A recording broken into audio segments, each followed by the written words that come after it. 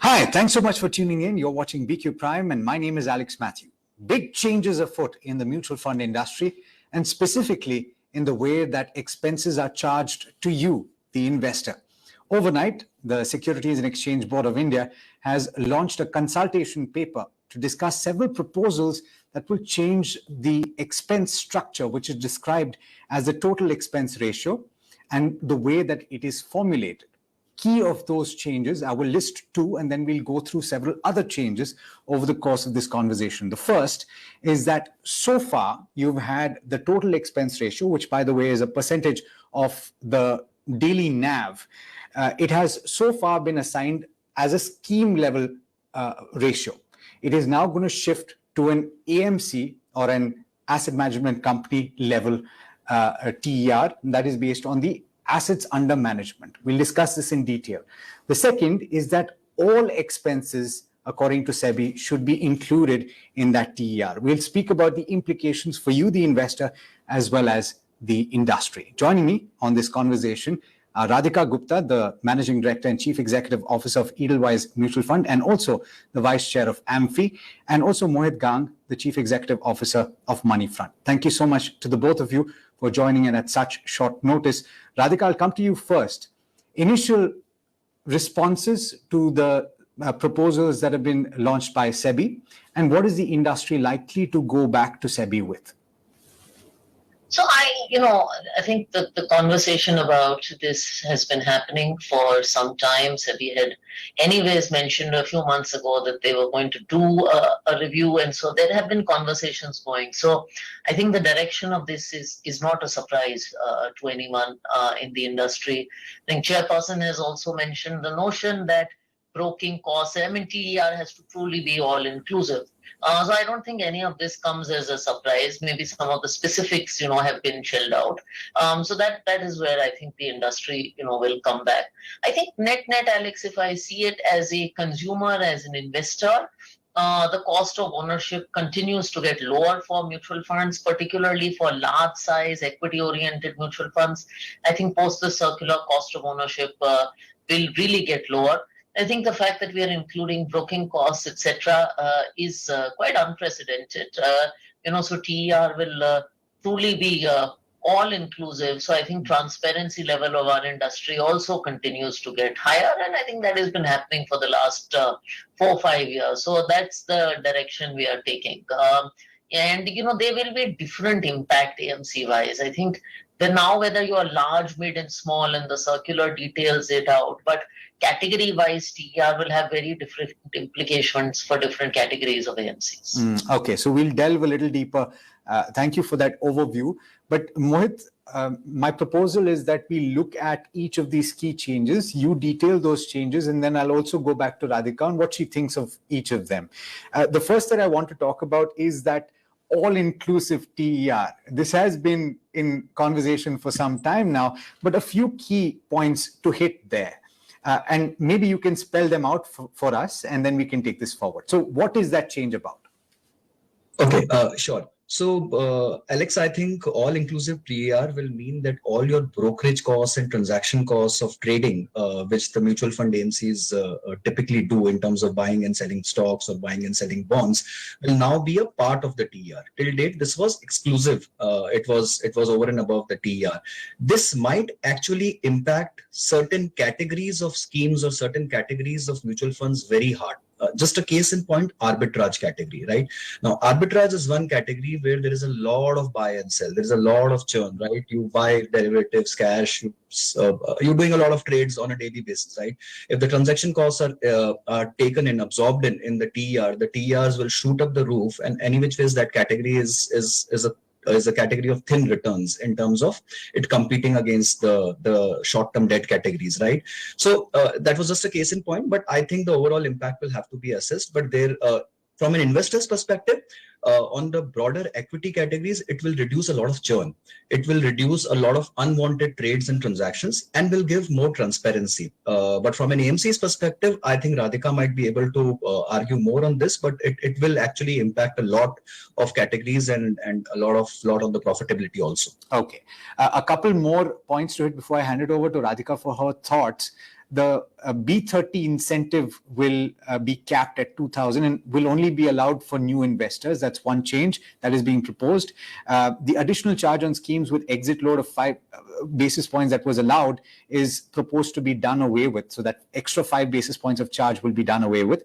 And the TER should also be inclusive of GST on investment as well as advisory fees. So quite a few changes, Radhika, in this, to the point that Mohit was making on the churn in the category. And for a scheme like the arbitrage scheme, which is meant to have so many transactions, this could pose a challenge? Yes, it will. I think in high churn categories, it will pose a challenge. So if you look at a fund category like arbitrage, now, maybe if you're a large sized AMC, just to give you some math, your total cap on TER in arbitrage is probably going to be 1.1% or something like that, if I just do the math. Your brokerage, I suspect, is going to be 30-40 basis points in a scheme like arbitrage. Your STT is going to be even larger if you do churn in the arbitrage category, and then you have GST. So it becomes a little complicated. I know certain equity schemes, for instance, which have particularly large churn on the equity side because they follow a momentum strategy or any kind of those strategies. So again, there your GST and your broking and STT will be very, very high. One thing that SEBI has given, please remember, is the option for AMCs to have direct market access and in some way in-house some of this broking activity. Now, certain people will take the call to do that, I suspect, and certain people will take the call not to do that because it has different requirements in infrastructure. But I think that is an option you will see some AMCs exercise because something like arbitrage could become quite difficult. To that point, SEBI has had a carve out in the debt category of overnight funds. Is there something that could be done specifically for arbitrage funds where, as an industry, go and say, look, we have multiple transactions. That's the nature of the scheme. So can we have a carve out for that? It could. It's not so easy because you have to remember arbitrage is done in balanced advantage funds. Arbitrage is done in equity savings funds. Arbitrage can be done in multi-asset funds. So how to build these kind of carve-outs is going to be, a little bit challenging. As I said, the likely solution is that people may use this window of direct market access. I think that's not being talked about enough. But, I think that is something that people are likely to consider because these are vanilla transactions in nature and perhaps some of them can be done in-house. The direct market access, just to clarify, how is this done? Is there a charge involved for the fund house? So what the paper says is that AMCs are basically allowed to become limited purpose members of stock exchanges and then take care of some of their broking activity in-house. And the principle that Chairperson had also outlined in a previous conversation was that, if you are paying TER, then, if you don't need research services for some of these things, then you can do that broking activity in-house. So if you don't want to pay a third-party broker for doing broking, you can do your brokerage by being a limited purpose member of the exchange, and that saves you that cost. Of course, you'll have to have infrastructure to do it. Okay, and that involves cost. All right. So, but let's talk about what I was most interested in, which is that change in the calculation of TER per se. For many years now, we've had a scheme-wise classification of TER, and the SEBI's contention, even before this consultation paper was introduced, was that has led to a fragmentation of the schemes that have been introduced in the industry. Not necessarily a great thing for investors because more choices are not always a good thing. Mohit, could you take us through the key changes in this specific proposal? Absolutely, Alex. I think what was happening in the industry was because a lower sized scheme could charge more expense ratio, there was a slew of NFOs which was coming in, which in turn led to higher commissions to the distributor fraternity and which in turn led to higher sales also. Because if you see the industry data for last whatever time frame, you will see the bulk of the sales comes through new NFOs. Existing schemes receive flows, but not to a large extent. Only SIP flow is what has been thriving in the existing schemes, right? So now, when SEBI comes out with this proposal, I think the overall the charge structure, which will be at a category level, and the categories will be bifurcated into two. One is equity category and other is non-equity category, equity and related equity instruments. So when you aggregate the sum of all equity holdings of a particular AMC and then put the slabs, I think the overall charge structure will become fairly uniform, whether you launch a new scheme or whether you are mobilizing in an existing scheme, which is 20,000, 30,000 odd crore kind of an AUM. So it obviously gives a lot of transparency to the investors, but in turn, I think it impacts the distributor fraternity a lot.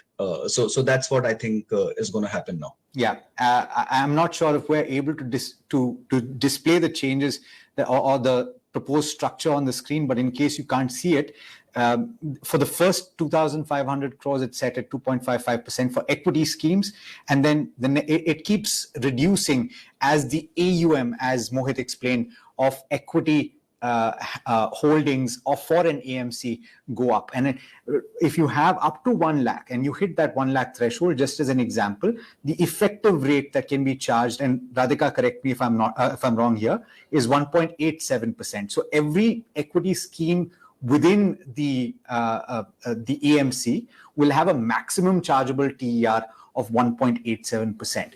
The question is, and Radhika, you've already pointed out that there could be challenges in a few schemes. Are there more challenges that we've not discussed as of now?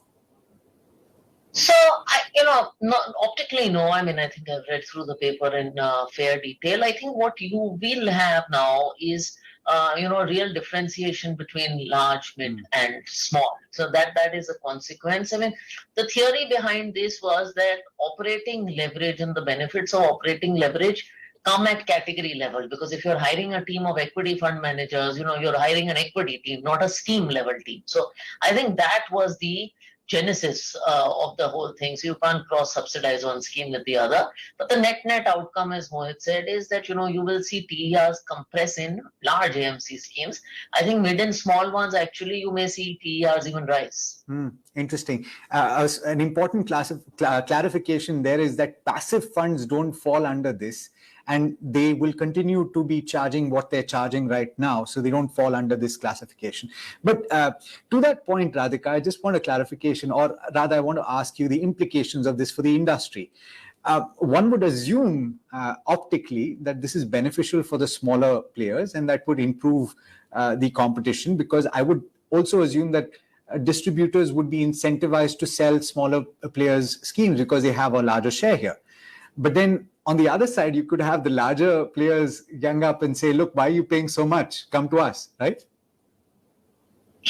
I've lived life as a very small AMC. I don't know what small, big, and large is. And as a medium-sized one, I don't think these things are black and white. So people often say this will lead to mis-selling because people will sell small AMC schemes. There are lots of challenges if you are a mid and small size player. So to just assume because you are paying more in distribution commission, people will sell you, it doesn't really work that way, because there isn't a certain advantage to large size brand, etc. So I don't think the answer is black and white. Otherwise, even today, small size schemes, have the advantage of higher TER because of the current slab structure, and small AMCs don't scale up. I mean, they don't raise the kind of money in NFOs that very large AMCs raise. So I don't think the answer is that black and white. Yes, I think, the consultation paper mentions that the profit pool is perhaps skewed a little bit. So this might give some space to mid and small sized AMCs, but I don't think the answer is so black and white. I mean, there are lots of things that go into distribution and consumer choice besides just brokerage. Mohit, before we move on, I have a couple more questions for Radhika on the calculation of this. So debt schemes also, like equity schemes or other non-equity, will have their own structure for TER. But hybrid is going to be a combination of equity and debt. Is that a simple formula for AMCs to follow? That's tricky. That's very tricky, because if you take a category like balanced advantage funds, the net equity, and it depends on how you classify equity and debt. And different people run balanced advantage funds in very different ways. The same is true of equity savings funds, multi-asset funds, all these categories. Equity and debt levels keep changing. So does that mean that your TER keeps changing? Does that mean that your distribution commission keeps changing? I think that's something that we have to think about and work through, because the formula for hybrid schemes is just that. So in certain hybrid schemes, I think it's a lot more static. But what you will see is, I guess, hybrid TERs will come down because a certain component of debt is now factored into. No, that's a very interesting point, and particularly I would think for schemes like multi-asset funds, where you could have a wider skew of such assets, equity, non-equity, that would pose a bit of a challenge. The next point that I want to hit is the disincentive for switching. And Mohit, could you explain how the distributors will be disincentivized? Look, Alex, I think, again, it's a fairly known thing in the industry that bulk of the NFO flows, and SEBI has also put out data this time to support every argument which they're making in the consultation paper. So from April 21 till September 22, around 87,000 odd crores was mobilized in NFOs, out of which 27% of the mobilization was switches made from existing schemes of the same AMC, right? And why those switches were made, if you go to the depth of it, because the NFO was offering higher commission and switches were made from existing schemes which were at lower rate of trail commissions, right? So SEBI has actually come out with data and arguments very, very strongly in this paper. And they say that now, if you are to switch, you're free to do the switches, but the commission applicable will be the lower of the two schemes. So if you switch from scheme A to scheme B, whichever scheme is offering you lower commission on an annualized trail basis will be the one which is applicable. They are also rationalizing the way you pay trail commissions on NFOs. They're saying it has to be an increasing way up, which means if you're paying trail commissions for first 3 years in your brokerage structure, it has to be increasing for 3 years or at least equal for 3 years. It can't be that the first year commission is extremely high, which again was a very, very prevalent market practice, that the first year commission was high and the consecutive years were lower. Okay. So SEBI has made it watertight, and this will definitely stop a lot of new inflows or a lot of switches in the industry, which were happening just because of commissions. I must point out that these are proposed and not yet notified, so we must call it that. There could be changes. Let's see what happens. But Radhika, this point, and based on what we've already discussed, for the AMC and for the industry, could we now see a consolidation? Would it be more? Would it be better to have fewer schemes rather than a large basket of schemes? Yes and no. I've always been a believer, regardless of these regulations, that the industry has maybe a little more products than it needs. What we need, and actually quite few investors compared to the size of the potential tax-paying base in this country. So I think, there's always been a great need for simplification, and, at least we as a house have been one that doesn't like to launch too many NFOs, because the focus really should be to build up your existing schemes and take them to a wider base of investors. So I think I've always been in that camp. I don't know if that's the popular camp, but maybe you will see a consolidation of schemes, or at least you'll see schemes being launched for good reason. So I'm never against new schemes, but I think schemes should be launched for the right reason. That's a fair point, Radhika, but my interpretation of this is that it may not be profitable for an AMC to have multiple schemes that don't necessarily have a very different approach to investing, and maybe the underlying portfolio is not very different. So which is what my point is, that now if you want to launch a new scheme, you should really be bringing something new to the consumer. I mean, there has to be some case for it. It should not be a replica of XYZ, right? So you have to launch a new scheme for good reason. Fair point. I want to come straight to you for this one, because it's kind of, very clear, performance-based TER to be considered. And SEBI said that there should be a reward for doing well, that a scheme should be allowed to have a higher charge if it is beating the benchmark quite consistently. They say that this is going to be sandboxed. It's going to be looked at carefully for some time. How do you think that this will pan out? Is it something that everyone can adopt? So again, I think the paper here is just very introductory. The fact that they are introducing it in sandbox actually is made me quite happy, because I think in a retail construct like mutual fund, something like performance-based TER is a little complicated to explain to the end consumer. I also come from an AIF PMS world where these things are common. It's also a little complicated to execute. So, in a framework like Sandbox, can you try something out, enjoy the learnings and then execute on a bigger scale? I think it's a great idea. So, in a sandbox like framework, I think AMCs will be open to experimenting with it if it's something that is optional. I mean, sandbox actually is a great framework to try innovative ideas before launching them at scale. I don't know if my interpretation is correct, but is there something that will come into play if there is an underperformance, or is there none? No, because I think if the framework suggests that you price at a passive fund cost, and passive funds also will underperform benchmark to the extent of tracking difference, but you price at a passive fund cost, and if you happen to beat the benchmark or what a passive fund would have given you, then you can charge some higher TER. Now, hopefully that higher TER is much higher than an active fund, so you have some incentive to really go out and do that. And as I said, if it's an optionality, I'm sure optionality is always good. Optionality is rarely bad, and that too in a sandbox framework. So among the points that I was referring to, and there are a lot of points, we may not be able to discuss all of them, but this is the last one that I want to hit. Mohit, there is an incentive that is proposed for getting women investors onto the fold. And Radhika, we were speaking about this very recently, so I'm very keen on hearing your points. But Mohit, what is the incentive that we're talking about? Look, so exactly, I don't remember the amount which has been proposed in the consultation paper. But yes, I think what SEBI says is that there are only 27% folios with women investors out there in the industry, which is a fairly low number. And to kind of, have more gender parity amongst investors and get more new investors amongst the women folk, they are wanting to incentivize or lay out some extra additional expense ratio, which can be paid out to the distributors for getting new women investors. I think it is 10 bips or 1 bip or something like that, but I don't exactly remember the amount per se. But yeah, I think it's a measure in good direction.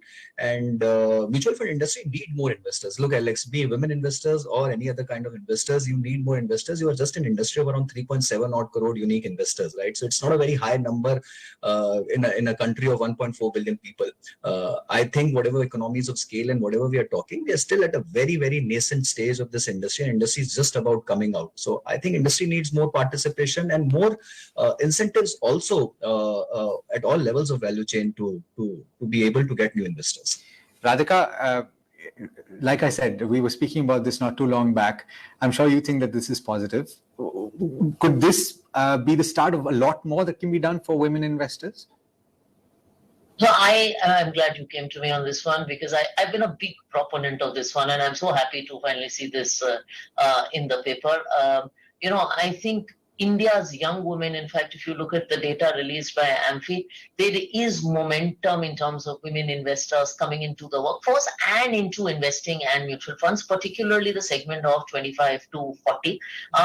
And I think just incentives drive a lot of behavior. So just bringing this to the forefront in terms of distribution incentives will be very, very powerful.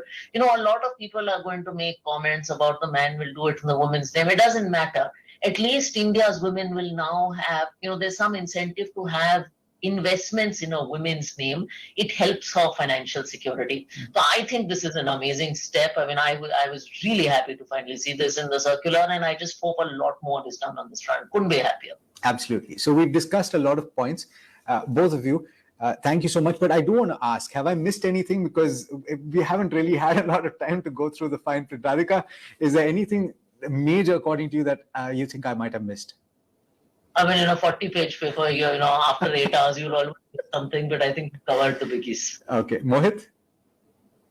No, I think broadly, but yeah, GST being inclusive and B30 structure. B30, I think, is a very, very big one.